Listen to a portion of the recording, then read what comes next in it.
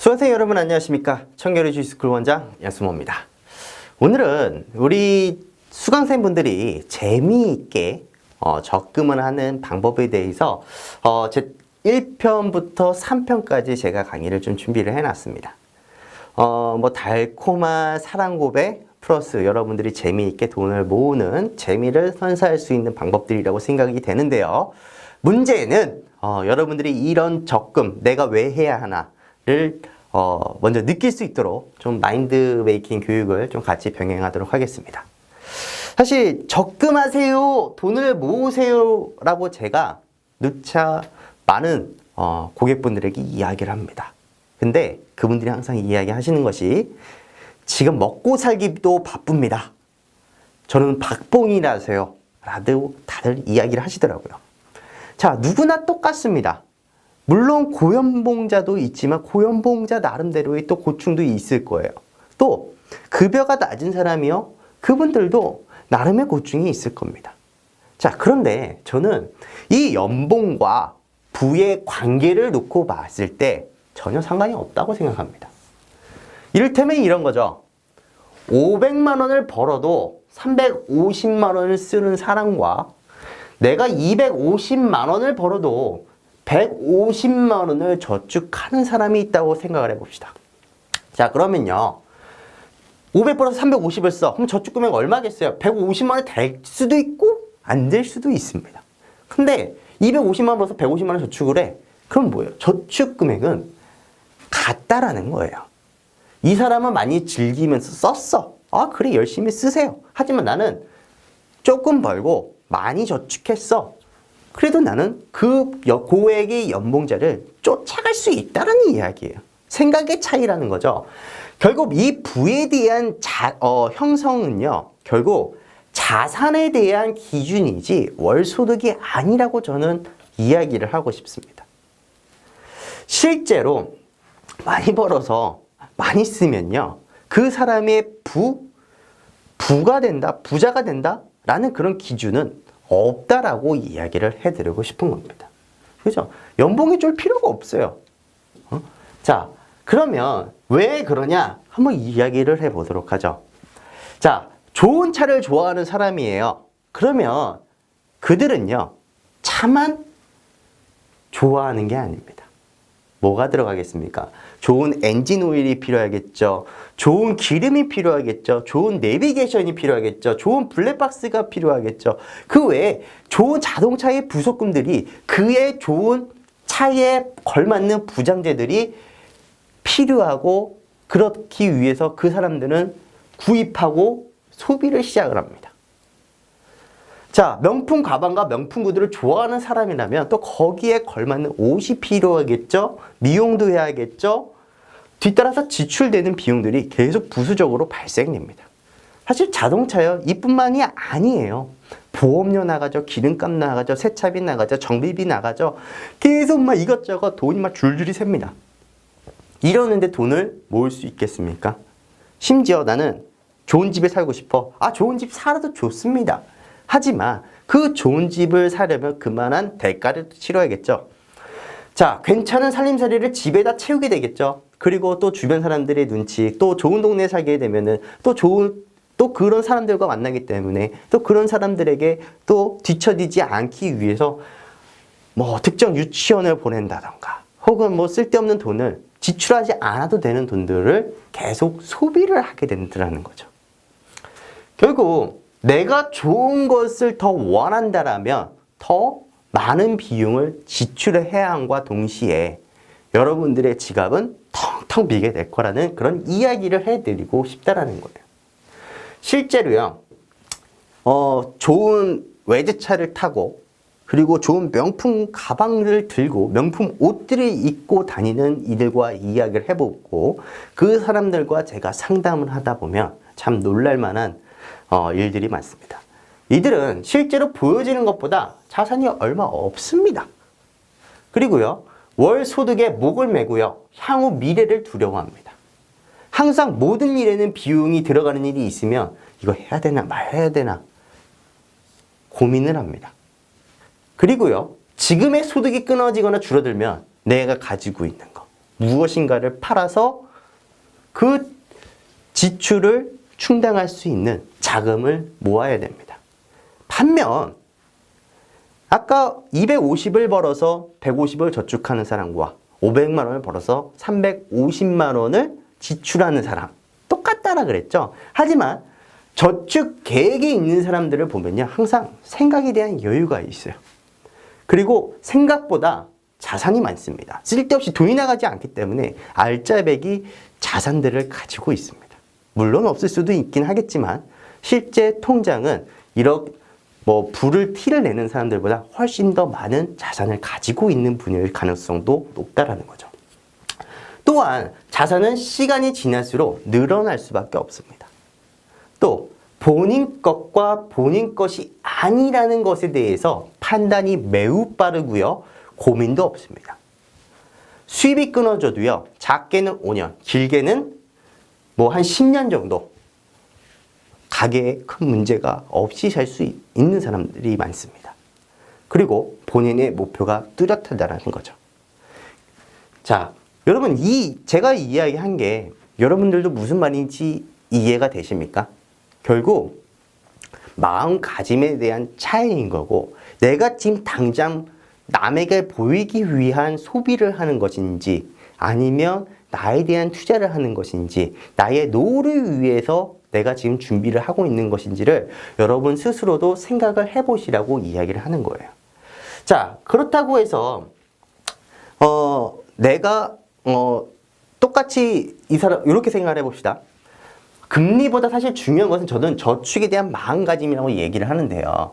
지금 우리가 많은 직장인분들의 그 고민을 따지고 보면 한 몇 시간, 며칠 동안 고민을 하시는 분이 있어요. 그래서 뭘 고민하십니까? 라고 제가 물어보면요. 이 A은행에서 가입하면 금리를 2.7%를 준대요. 근데 B저축은행에서 가입을 하게 되면은 3%를 준대요. 0.3%의 목을 메고 그 자신 본인이 시간을 투자를 합니다. 자, 그런데 이렇게 한번 생각을 해보시죠. 월 50만 원 금리 1.5%를 1년 만기 적금을 들었을 때 내가 수령하는 금액이 640만 원 정도, 604만 원 정도라고 가정을 하고요. 그것보다 더 높은 0.5%를 더 주는 은행에 내가 똑같은 기준으로 가입을 했을 때 실제 차이는요, 1만 원 차이밖에 안 납니다. 근데 이 몇 프로의 0.5%의 목숨 걸고 본인이 다른 일을 해야 할 시간에 더 많은 일을 한다는 거죠. 차라리 여러분들이 이런 거를 생각할 때 보통 어디서 합니까? 집에서 커피도 한 잔 쫙쫙 마시면서 생각도 하기도 하고, 그죠? 여러 가지 여가 생활, 바람 쐬러 가면서 또 차 기름값 플러스 모든 식대비 이런 것들 다 플러스 해서 이런 생각을 할 시간에 자, 여러분 1만 원씩 더 저축을 했다라고 가정을 하면요. 실제로 똑같은 조건, 이거를 금리로 환산하면은 6%가 넘는 효과가 있어요. 여러분들이 커피 한 잔, 그냥 1만 원씩만 더 저축한다라고 하더라도 이것보다 1.5%보다 약 8% 정도의 수익률을 만들어낼 수 있는 게 여러분들이 저축하는 방법이에요. 그러니까 실제로 이런 금리에 연연해하지 말고요. 내가 저축을 많이 해야겠다라는 그런 마음가짐이 사실 필요하다라고 저는 이야기를 하고 싶은 겁니다. 더욱이 아무리 연봉이 1억이 넘어서 외제차를 몰고 몇 푼 몇 개씩 가지고 다니는 분들 중에 실제 재무 상담을 한다고 했을 때 그분들은 자산이 거의 없다라고 이야기를 해드렸죠. 중요한 건 뭐예요? 내가 수입이 끊겨졌을 때 내가 가지고 있는 이 현금성 자산, 이 자산을 얼마만큼 가지고 있느냐. 사실 그게 중요하다는 거죠. 자, 그래서 오늘 좀 이야기를 해드릴 거는 이런 겁니다. 미래가 사실 뻔히 보인다라는 거죠. 자, 우리가 일을 할 수 있는 시기는 정해져 있어요. 그죠? 그리고 나의 소득 구간이 제일 큰 시기도 정해져 있습니다.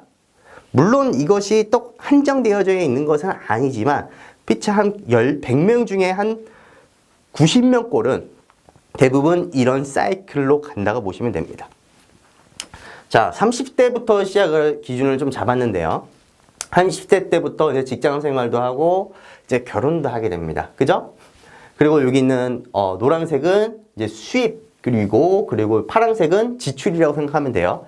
지출은요, 40대부터 시작해서 거의 50대에서 60대까지 계속 늘어납니다.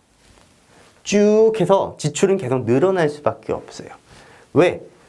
중간에 뭐 자녀들의 교육도 있고요. 교육비가 있고요. 또 자녀에도 결혼도 있고요. 중간중간에 나가야 할 돈들이 많아요. 하지만 내 수익 구조는요, 일반적으로 30대에서 이제 한 50대 정도까지 계속 늘어납니다. 뭡니까? 지출보다 수입이 더 많은 시기는요, 요 시기밖에 없다라고 이야기를 해드리고 싶은 거예요. 결국 이런 시점에 맞물리는 시기는 우리는 뭘 생각합니까? 이제 살만하다 생각하면은 이제 퇴직 걱정을 해야 된다는 거죠. 여러분 안 그렇습니까? 결국 지출이 최고조에 이르고 급격히 이제 줄어드는 시기들이 있어요. 요런 시기들. 요런 시기를, 이런 시기가 내가 돈을 버는 시기보다 더 크다라는 거예요. 이것을 우리가 염두하면서 살아야 한다라는 것이고, 결국 이것만 놓고 보면은, 아, 내가 벌어들이는 날보다 벌은 거를 가지고 써야 하는 시기가 더 길구나를 생각을 한다면, 지금 당장의 만족을 위해서 소비하는 것이 아니라 미래를 위해서 생각을 하고 돈을 저축하고 써야 한다는 것을 이야기를 해드리고 싶은 겁니다. 실제 이렇게 생각하면 돼요. 내가 5억이라는 자산이 있다라고 생각을 해보세요. 내가 매월 월 50만 원씩 쓴다면은 약 83년이라는 돈을 쓸 수 있어요. 83년이라는 시간 동안 매월 50만 원씩 쓸 수 있습니다. 하지만 내가 100만 원씩 쓴다고 가정을 하면요, 약 41년 동안 쓸 수 있습니다. 150만 원을 쓴다면요, 약 27년 동안 쓸 수 있습니다. 250만 원씩 쓴다면요, 약 16년 정도를 쓸 수 있습니다. 내가 월 500만 원씩 써야겠다라고 한다면 약 8년 3개월을 쓸 수 있습니다.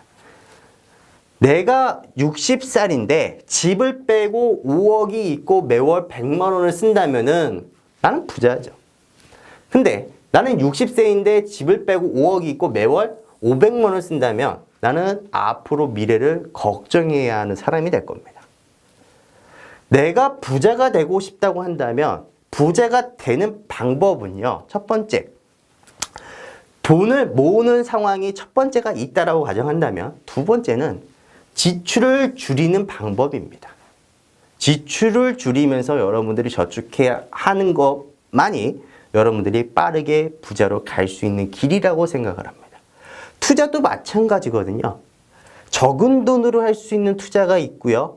혹은 금액이 커지면 더 많은, 내가 1천만 원으로 투자할 수 있는 상품이 한 개밖에 없다고 가정을 한다면, 내가 1억을 종잣돈을 가지고 있다면 나는 100개의 상품을 골라서 나에게 맞는 투자를 할 수가 있습니다. 내가 10억이 있다고 가정을 한다면요, 약 1만 개의 투자권들이 있습니다.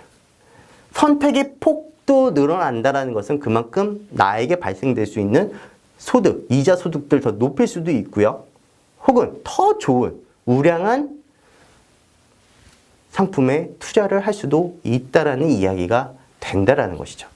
즉, 돈이 있어야 여러분들이 뭐든 할 수 있다라는 것처럼 여러분들이 자산은 여러분 스스로 가꾸어 나가면서 인생 플랜을 짜야 한다라고 이야기를 해드리는 겁니다. 물론 저는 이런 이야기를 할 겁니다. 만약 여러분 스스로가 저축만 해서 이 시대를 살아갈 수 있을까? 저는 불가능합니다라고 이야기를 감히 해드릴 겁니다. 그래서 이번 시간에는 어떤 개념, 지금 제가 부에 대한 그런 개념을 이야기를 해드렸다면, 이번에는 제가 부자 아빠, 가난한 아빠를 라는 책을 쓴 로버트 기요사키가 이야기한 4등분면에 대해서 좀 소개를 하려고 합니다. 자, 사실 저는 좀 크게 네 분류를 나누어진다고 로버트 기요사키는 이야기를 합니다. 첫 번째, ESPI입니다. 무슨 말이냐? 노동자, 자영업자, 사업가, 그리고 투자자, 이렇게 네 개의 분류로 나누어져 있는데요. 대부분에 있는 이 노동자들은 이 자영업자의 사이클로 들어오기 위해서 막연한 노력을 합니다. 그런데요, 이 자영업자는요, 이 사업가가 되기 위해서 부단한 노력을 합니다. 이 사업가는요, 이제 투자자가 되기 위해서 부단한 노력을 합니다. 자, 결국 우리가 부자가 되기 위해서는요, 이 노동자가 자영업자나 투자자가 되거나 노동자가 이 사업가에서 움직이거나 무언가를 하나를 선택을 하거나 병행을 해야지만 이 최고 레벨인 이 투자자에게 도달할 수 있다는 이야기를 해드리고 싶은 거거든요. 자, 이를테면 이렇게 생각을 해보시기 바랍니다. 내가요, 지금 사원이에요. 매월 150만 원씩 받습니다. 그런데 나는 이제 성공을 위해서 더 높은 직급으로 올라가야 되잖아요. 그죠? 자, 그럼 내가 사원일 때는 일도 모르고 뭘 해야 될지도 모르기 때문에 한 3년이라는 시간 동안 나는 10시간을 일을 했습니다. 자, 그리고 나서 나는 대리라는 직급으로 올라갔습니다. 대리라는 직급으로 올라가니까 더 높은 곳에 올라가기 위해서는 더 치열한 싸움을 해야 되고요. 또 각자의 또 경쟁 구도들이 있을 거 아닙니까? 그 사업 내에서도 더 많은 시간과 노력을 해야 합니다. 무슨 말이냐? 내가 사원에서 대리까지 가는데 3년이라는 시간이 걸렸다라고 한다면 대리에서 과장까지 올라가는데 시간이 5년. 그리고 평균적으로 내가 사원일 때는 10시간을 일을 했지만 대리일 때는 12시간 이상 일을 해야 된다고 이야기를 해드리는 겁니다. 그러면은 대리에서 과장, 과장에서 부장, 부장에서 사장까지 올라가면요, 시간은 더 많이 소요를 해야겠죠. 그죠? 기간도 많이 늘어집니다. 단, 나의 수익은 늘어나겠죠. 하지만 이 늘어난 이 시간을 생각을 해보세요. 우리가 과거에 빠삐코 있죠? 빠삐코 그 아이스크림. 그거 아이스크림 제가 학창시절에 먹었을 때가 100원이었습니다. 100원이면 사 먹었어요. 근데 최근에 제가 빠삐코를 샀더니 1,000원이라고 붙여져 있더라고요. 화폐의 가치가 시간이 지나면 지날수록 떨어지게 된다는 겁니다. 시간이 지나면. 나는 이 시간을 많이 소요하고 더 열심히 일을 했는데, 물론 돈은 더 받는데 생활이 흡족해지지 않았어. 그거는 바로 이 미래 가치에 의한 화폐의 가치가 떨어졌기 때문에 그렇습니다. 그래서 항상 노동자는 이 노동자의 공간에서만 놀 수 있다라고 이야기를 하는 겁니다. 왜? 나는 한정되어진 시간과 환경에 노출되어져 있어요. 그죠? 그럼 나는 최대한 24시간 일을 할 수밖에, 24시간을 범위 내에서밖에 움직일 수밖에 없는 겁니다. 하지만 투자자는요, 내가 일하는 시간 24시간 플러스 뭐예요? 나의 돈을 벌어오게끔 일을 시킬 수가 있다라는 거죠. 실제로 뭐 자영업자나 사업가도 마찬가지입니다. 본인 혼자서 24시간 동안 일을 해. 근데 여기에 이렇게 24시간 동안 일을 해줄 수 있는 사람들이 많아져. 그럼 나에게 들어오는 수익도 많아지겠죠. 자영업자, 내가 그동안에 이 제한적인 돈을 벌었다라고 한다면 이거를 좀 더 효율적으로 수익을 올릴 수 있도록 만들어 버리겠죠. 그래서 항상 이 사업가들은 투자를 같이 병행하려고 하고요. 자영업자도 이 투자자라는 것을 병행을 함으로써 이 미래 가치에 대한 위험도를 줄이려고 합니다. 물론 이 노동자들도 이 투자자 속으로 들어옴으로써 이 시간에 대한 미래 가치에 대한 불확실성을 줄이려고 부단한 노력을 할 겁니다. 근데 이런 부단한 노력을 하기 위해서는 여러분 뭘 해야 된다? 여러분들의 자산이 만들어져 있어야 그게 가능하다라는 거죠. 정말 우리 수강생분들에게도 돈이 되고, 그리고 돈을 쉽게 모으고 돈을 쉽게 불리는 방법들 많은 강의들을 준비를 해놨으니까요. 우선 제가 신개념 접근법을 2편과 3편을 준비해놨으니까 2편에서 지금 내용을 이어서 같이 진행해 보도록 하겠습니다.